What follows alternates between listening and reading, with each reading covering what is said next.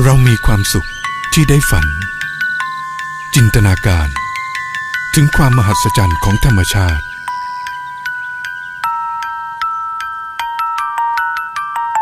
แวดล้อมด้วยความสุขอิสระเหมือนเป็นเด็ก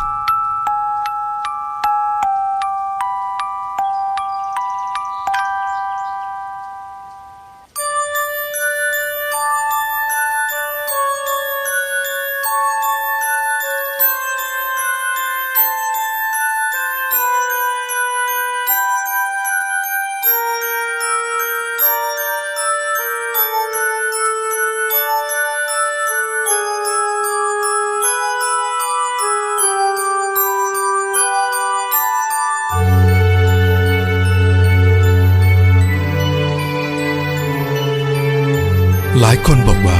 จินตนาการงดงามกว่าความจริง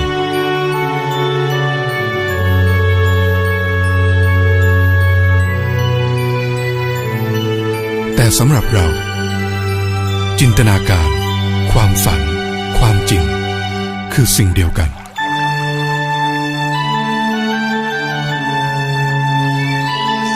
ภูผาทาราเขาใหญ่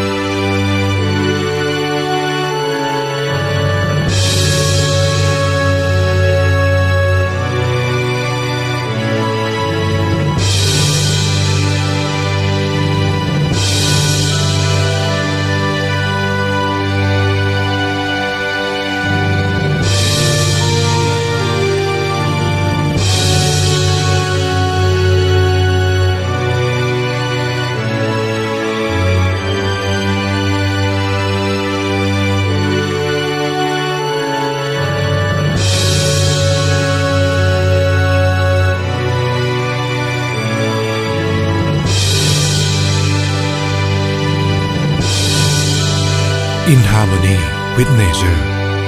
ภูผาทาราเขาใหญ่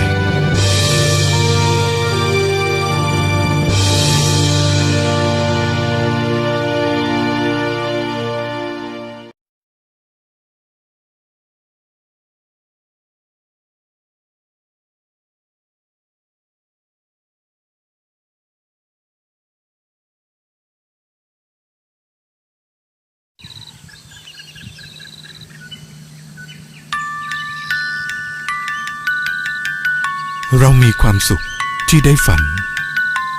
จินตนาการถึงความมหัศจรรย์ของธรรมชาติ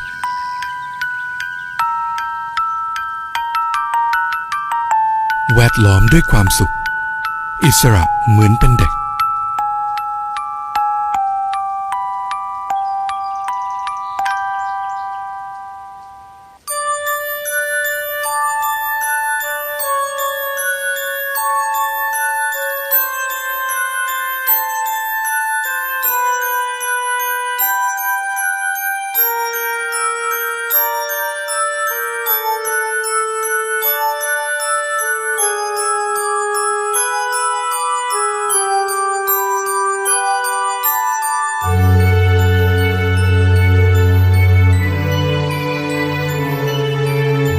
หลายคนบอกว่า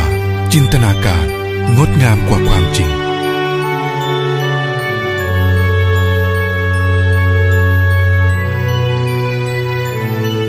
แต่สำหรับเราจินตนาการความฝันความจริงคือสิ่งเดียวกัน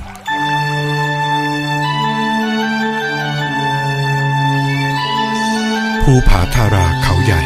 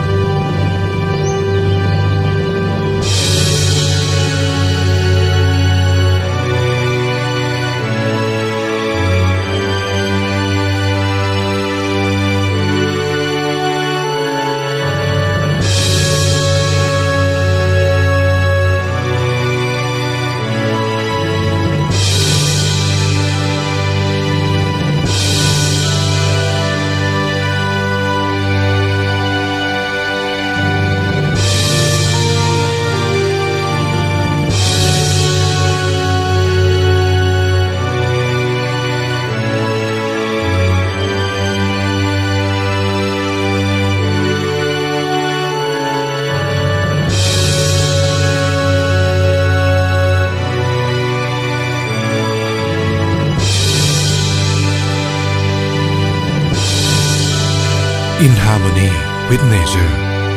ภูผาทาราเขาใหญ่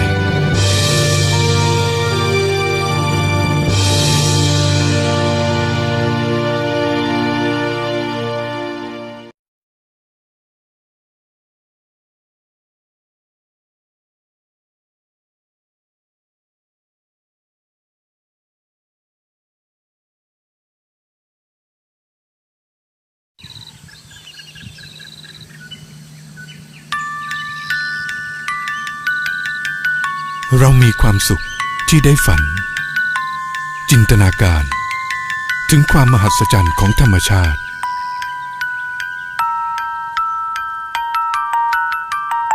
แวดล้อมด้วยความสุขอิสระเหมือนเป็นเด็ก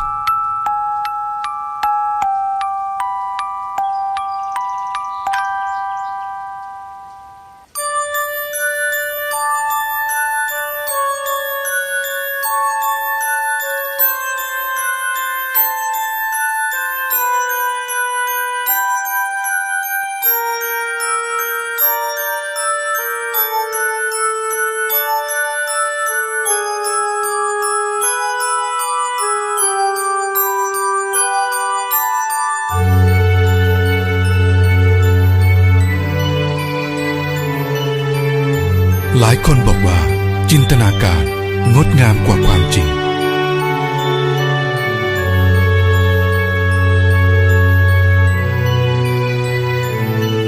แต่สำหรับเราจินตนาการความฝันความจริงคือสิ่งเดียวกัน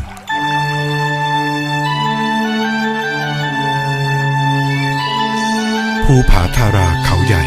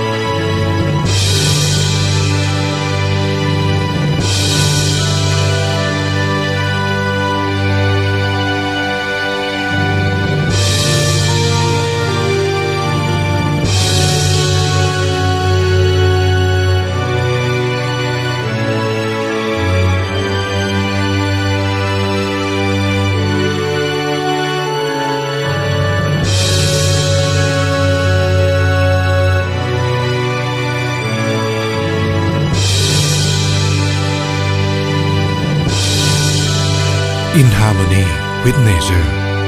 ภูผาทาราเขาใหญ่